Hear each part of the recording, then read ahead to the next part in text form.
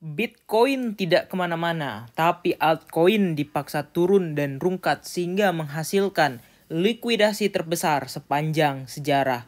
Enggak sih, alay ya, drama ya, tapi ya canda ya, bukan likuidasi terbesar guys, tapi menghasilkan likuidasi kedua terbesar di tahun ini. Oke, nah likuidasi terbesar itu kalau kita perhatikan ya, biasanya itu akan memicu beberapa dampak yang cukup signifikan. Yang pertama adalah chip chop market. Nah, setelah likuidasi secara besar-besaran, di situ bandar baru masuk. Kenapa? Karena udah tersikat dan tersapu habis.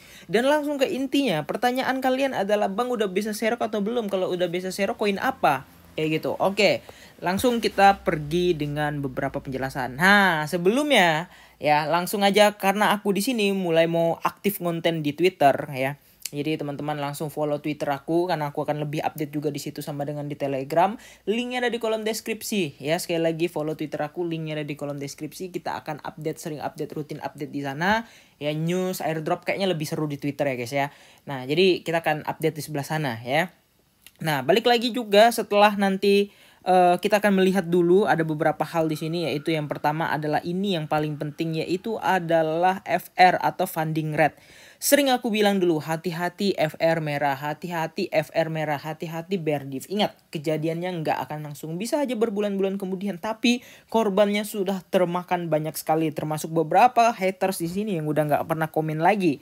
Kenapa? Ya paling sangkut liquid atau gimana, sedangkan aku udah jelas aman dan aku DCA mulai kemarin ketika harga koin itu udah turun minimal 30%. Dan sekarang harga koin itu turun 50-an% dan aku DCA lagi, dan masih ada dana sekitar 40% yang belum dimasukin ke market. Santai aja ya kan. Ini adalah bull run. Jadi kita benar-benar prepare yang paling bagus, oke? Nah, jadi di sini guys, ini ada sesuatu good news untuk kalian semua, yaitu adalah FR atau funding rate sepertinya udah reset. Nah, kita mulai dari Bitcoin dulu. Nah, Bitcoin kalau kita lihat ini funding rate-nya udah mulai reset ya. Kalau kita lihat di situ itu udah putih ya, yang artinya udah normal gitu. Yang di OKX itu aku nggak tahu kenapa di OKX itu pada rata-rata hijau guys ya. Kalian bisa lihat OKX rata-rata hijau. Apakah tadi malam terlikuidasi lebih parah, dan misalnya nih di Binance nih sampai harga 65.000. Apakah di OKX sampai dengan 64.000 sekian gitu kan. Itu kan biasa sering-sering terjadi ya di exchange yang berbeda kayak gitu. Nah, cuman secara market kalau aku perhatikan di sini Bitcoin ini di Bitget doang ini merahnya, tapi secara keseluruhan kayak di Binance, OKX, Bybit, kemudian CoinEx itu udah mulai sedikit bagus ya, tanda kutip nih sedikit bagus ya. Nah, kita lihat juga di sini ada di Bitmax, kemudian di Deribit juga udah mulai hijau gitu ya. Nah, jadi kalau kita perhatikan di sini itu udah market itu menunjukkan sedikit tanda keamanan, tanda kutip ya. Tanda keamanan ini artinya bukan berarti wah serok all in, enggak. Aku selalu bilang dibagi atau DCA-nya tuh benar-benar dibagi ya. Ingat kami kemarin udah sell, masif sell semua portofolio di 73.000. Kami masuk lagi ketika Bitcoin masih di 60 ribuan kemarin ya, tapi itu Bitcoinnya, tapi alt itu kan masih turun ya guys ya. Jadi ya sama aja gitu, kami tetap masih mencicil ya. Yang penting kami udah merasakan profit, kami jual semua ketika Bitcoin top di 73.000, ketika semua orang masih FOMO. Kami juga udah melakukan yang terbaik untuk penjualan kayak gitu.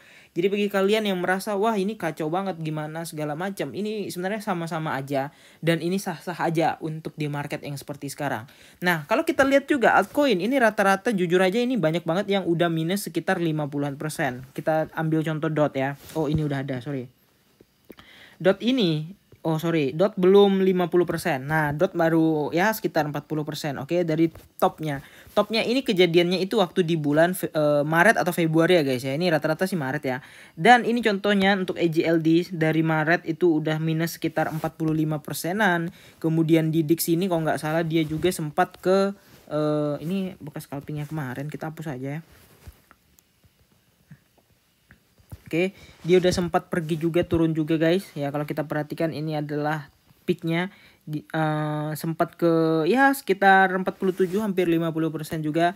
XRP kalau kita lihat juga XRP ini nggak jauh-jauh amat karena ya dia memang nggak kemana-mana, minus 26%. Kemudian flow ini dari ini kemarin scalping dan SL. Oke, ini flow kalau kita perhatikan di sini ya, flow itu ya kurang lebih sekitar ya 40%-an ya, 40%-an. Yang mana artinya nih altcoin udah mulai pada reset, tapi nggak semuanya juga ya. Nah, kenapa flow ini kayak contoh nih, kenapa flow-nya mantul di situ? Karena ini adalah area RBS-nya guys, ya. Nah, area RBS-nya tuh di area atau di daerah situ tuh. Nah, kalian bisa lihat sendiri ya, ini adalah area RBS-nya. Apa itu RBS? Resistance become support, and that's why dia masih memantul kalau berada di area sana, ya kan? Nah, kalian bisa lihat sendiri ya, meskipun sempat kejebol, gimana tuh bang? Ya nggak masalah, kejebol itu kan karena massive selling yang pressure yang tidak bisa dikontrol kayak gitu, oke? Nah, kira-kira gitu aja. Jadi saran aku kalau mau DCA ini adalah mungkin saat yang terbaik juga karena RSI udah pada oversold, kemudian funding rate udah pada reset, udah hijau, udah putih lagi, dan rata-rata altcoin udah minus sekitar 30 sampai 50%. See you in the next video.